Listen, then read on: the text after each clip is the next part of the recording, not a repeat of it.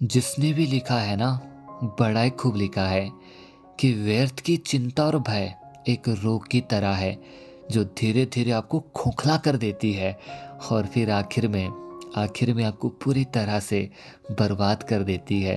तो हमारी आज की कहानी भी ना कुछ ऐसी ही है। काफी समय पहले की बात है। एक बार एक आदमी राजस्थान के किसी शहर में रहता था। वहाँ पढ़ा लिखा था और एक बड़ी सी कंपनी में जॉब भी करता था, लेकिन वहाँ अपनी ज़िंदगी से थोड़ा भी खुश नहीं था। हर समय जब देखो वहाँ किसी न किसी परेशानी में बस फंसा रहता था और हमेशा बस उसी के बारे में सोचता रहता था। एक बार शहर से थोड़ी सी दूर एक महात्मा का काफिला रुका था।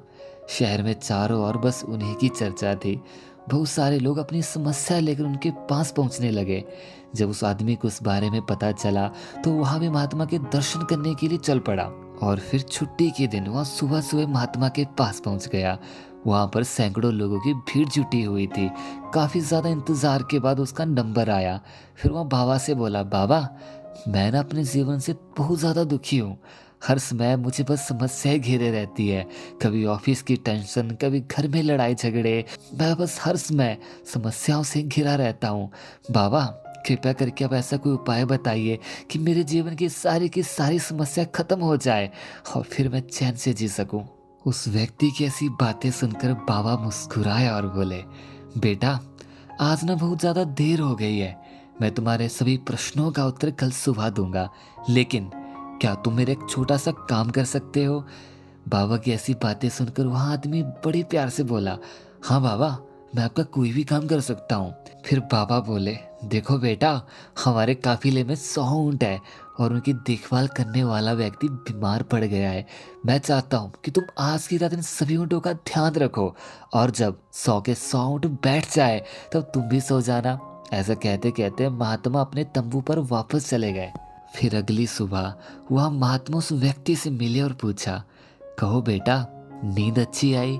फिर उस व्यक्ति ने महात्मा से कहा, कहाँ बाबा, मैं तो एक भी पल नहीं सो पाया। मैंने बहुत ज्यादा कोशिश की कि सभी के सभी ऊँट बैठ जाए, लेकिन कोई ना कोई ऊँट फिर से खड़ा हो जाता। उस व्यक्ति की ऐसी बातें सुनकर वह महात्मा हंस पड़े और फिर बड़े प्यार से बोले, हाँ, मैं जानता था यही होगा। आज तक ऐसा कभी नहीं हो पाया कि सारे के सारे ऊँट एक साथ बैठ जाए। फिर वह व्यक्ति नाराज होकर बोला, तो फिर आपने मुझे ऐसा काम करने के लिए क्यों कहा? फिर बाबा बोले, बेटा, कल रात तुमने क्या अनुभव किया? यही ना कि चाहे तुम कितनी भी ज्यादा कोशिश कर लो, तुम चाहे कितनी भी बार कोशिश कर लो, तुम कभी भी सारे ऊँटों को एक साथ नहीं बैठा सकते।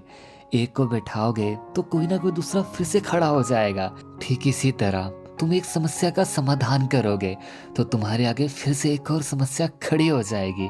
इसलिए बेटा, हमेशा याद रखो, जब तक यहाँ जीवन है ना, समस्या तो आती और जाती रहेगी।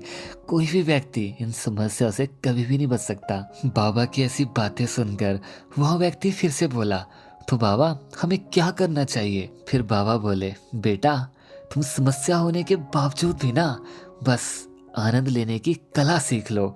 कल रात क्या हुआ? कई ऊँट रात होते ही अपने आप बैठ गए और कई ऊँट तुम्हारे प्रयास के बाद बैठे और कई ऊँट तुम्हारे प्रयास करने पर भी बिल्कुल नहीं बैठे, लेकिन तुम्हारे जाने के बाद वहां फिर से अपने आप बैठ गए। समस्या भी कुछ इसी तरह से होती है। कुछ तो अपने आप खत्म हो जाती है और कुछ बार बार प्रयास करने पर भी, तुम्हारे बार बार कोशिश करने पर भी वहां खत्म नहीं हो पाती।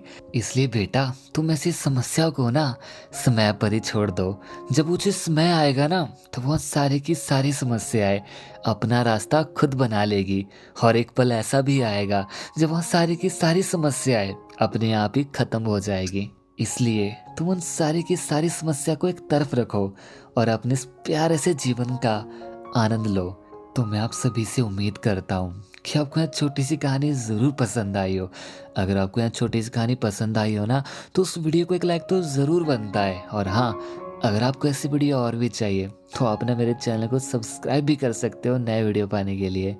तो बस यार, आज के लिए ना इतना ही। तो फिर से मिलते हैं ना, फिर से एक और नए वीडियो के साथ। तब तक के लिए अलविदा।